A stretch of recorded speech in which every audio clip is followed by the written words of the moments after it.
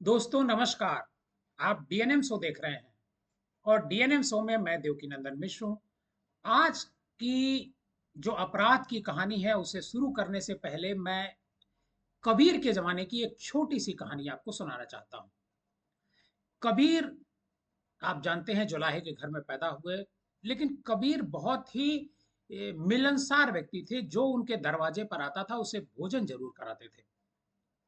तो जो गाँव का जो सेठ था, उस सेठ से की कबीर पर उधारी काफी ज्यादा हो गई थी। इस और सेठ के यहाँ अक्सर जो है कबीर की पत्नी ही जाया करती थी सामान लेने के लिए। एक दिन कबीर की पत्नी को जब सेठ ने देखा, सेठ की निगाह तो वैसे काफी दिनों से कबीर की पत्नी पर थी क्योंकि वो बहुत ही खूबसूरत थी। एक दिन कबीर की पत्नी के सामने उसने कहा कि अब मैं आपको सामान नहीं दूंगा क्योंकि आप उधारी पे नहीं कर रही हैं, मतलब उधारी अदा नहीं कर रही हैं। कबीर की पत्नी थोड़ा परेशान हो गई क्योंकि उस समय उनके घर पर कई मेहमान बैठे हुए थे। और कबीर की पत्नी ने कहा कि आप आज दे दीजिए, मैं साहब को बताऊंगी और पूरा पैसा जल्दी ही आपका अदा कर दिया जाएगा। लेकिन सेठ नहीं माना। सेठ की नजर कहीं और थी। दरअसल सेठ की नजर कबीर की खूबसूरत पत्नी पर थी। वो चाहता था कि कबीर की पत्नी एक रात उसके यहाँ सोने पर आ जाए। सेठ ने यह प्रस्ताव कबीर की पत्नी के सामने रखा।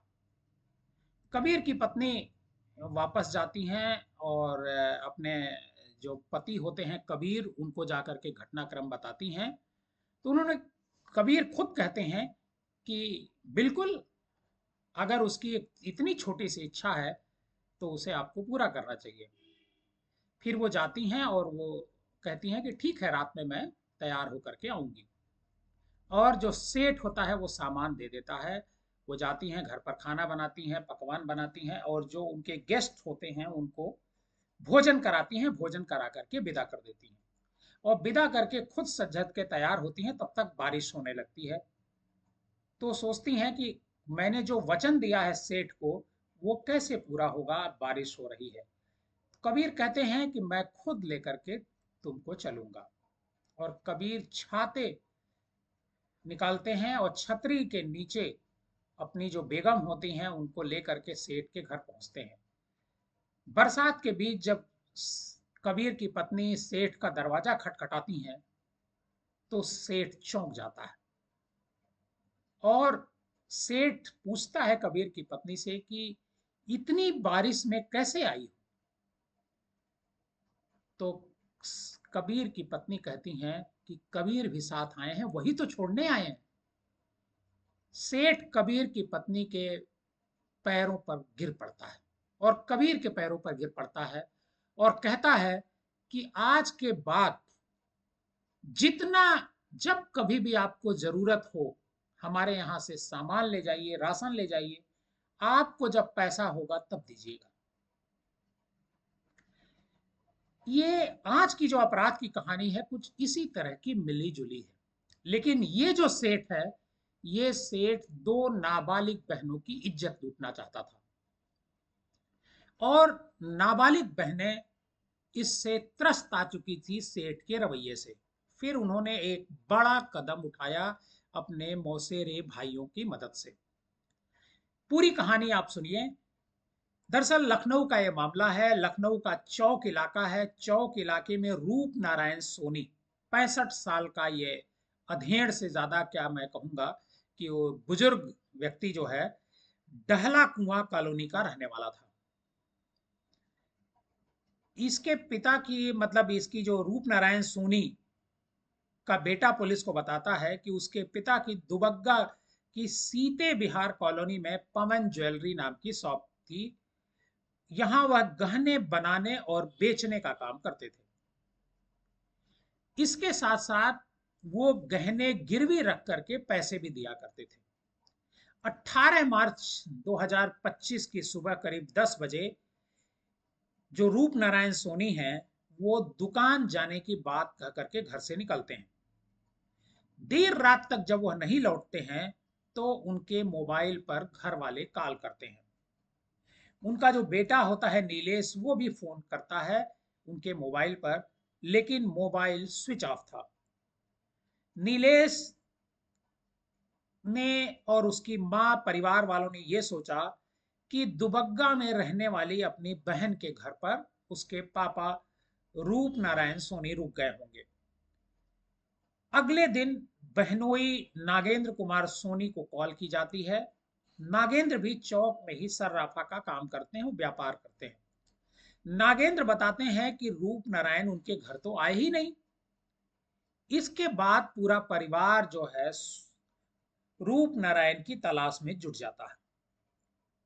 कुछ ना पता चलने पर 19 मार्च को, मतलब एक दिन बाद, चौक थाने में गुमशुदगी की रिपोर्ट दर्ज कराता है। पुलिस भी अपने स्तर से जांच में जुट जाती है, लेकिन पुलिस को कोई सूचना रूप नारायण सोनी के बारे में नहीं मिलती है। दूसरी तरफ पुलिस कॉल डिटेल को खंगालती है। इसी बीच 23 मार्च को, 2 दिन और 3-4 दिन बाद, रूप नारायण की लाश मिलती है। और लाश मिलती है तो पुलिस जो मोर्चरी में उसे अज्ञात के रूप में दर्ज करती है, क्योंकि पता नहीं चलता, क्योंकि चेहरे से पहचान नहीं हो पाती है कि आखिर ये कौन व्यक्ति है। क्या वही रूप नारायण सोनी है जो गायब हुए थे, जिनकी तस्वीर पुलिस थाने में थी? 25 मार्च, 2 दिन और बीतता है। 25 मार्च को जब तक रूप नारायण सोनी जब वापस नहीं आते हैं, तो जो इनका पूरा पुलिस होती है, वो पुलिस रूप नारायण सोनी के परिवार वालों को बुलाती है और नौकर को भी बुलाती है और पहचान कराती है 100 से। 100 पहचान में नहीं आ रहा था, लेकिन कंठी, माला, जनेऊ और जो जेवर वो पहने थे, नेकर पहने हुए थे, उससे उस 100 की पहचान होती है और परिवार वाले कहते हैं कि यही रूप नारायण सोनी है। रूप नारायण सोनी की लाश के चेहरे पर और शरीर पर चोट के कई निशान थे। रूप नारायण के परिवार में उनका बड़ा बेटा शशिकांत, नीलेश, बहू पूजा, पोता पवन और शुभम है। नीलेश आर्टिफिशियल ज्वेलरी के कारीगर हैं, जबकि शशिकांत का यहियागंज में एक दुकान पर वो काम करते हैं। उनके दामाद पुलिस को बताते हैं कि रूप नारायण रात करीब 8 बजे तक रोज घर लौट आते थे।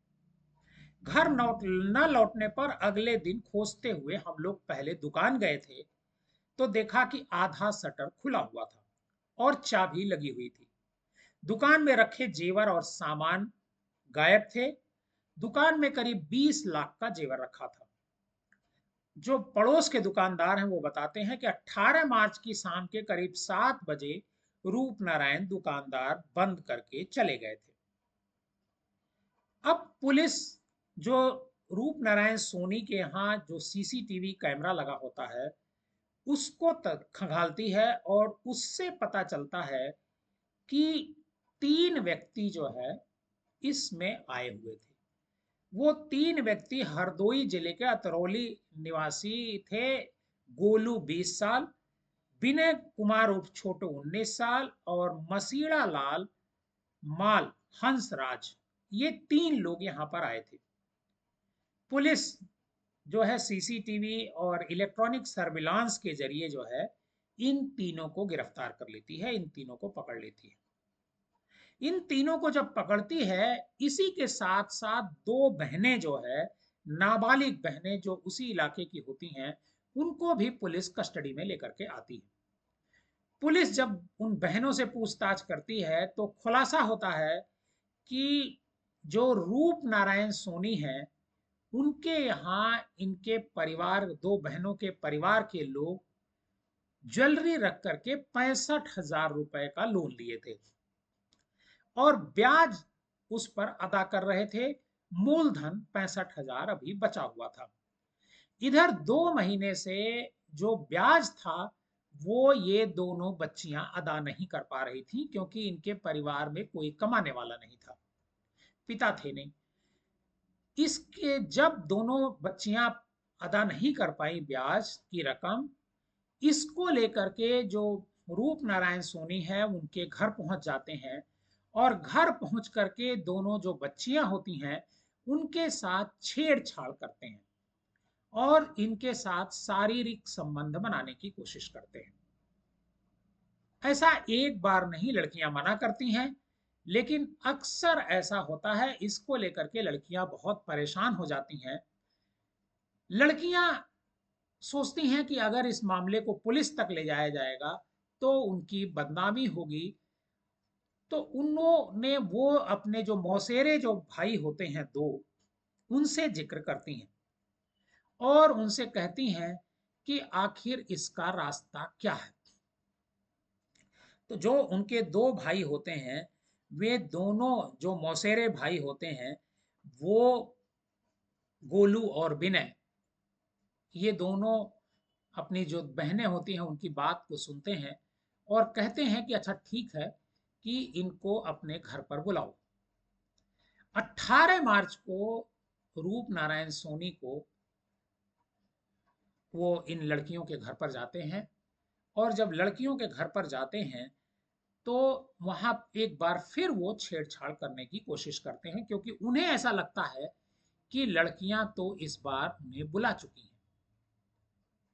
अब इसके बाद वहीं पर गोलू और विनय दोनों वहां पहुंचते हैं अपने एक तीसरे साथी के साथ और जो वो सर्राफा व्यापारी होते हैं उनको हत्या कर देते हैं और उनकी जो बॉडी होता है उसे एम्बुलेंस में लादकर घैला पुल लेकर के जाते हैं और वहां से नीचे फेंक देते हैं।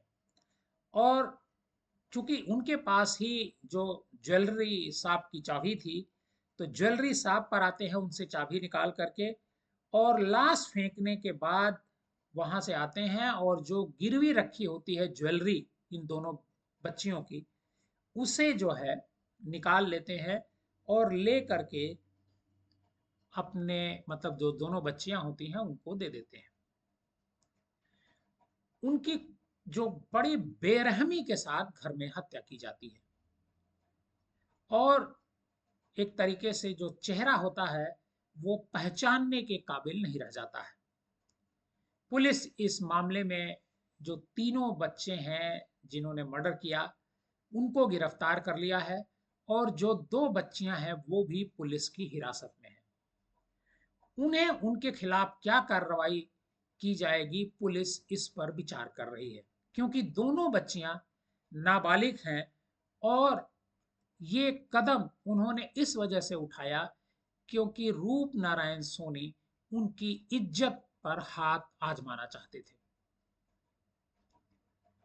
आपको हमारी आज की कहानी कैसी लगी हमें कमेंट बॉक्स में जाकर जरूर बताइएगा। आप डीएनएम शो देखते रहिए और अपना ख्याल रखिए।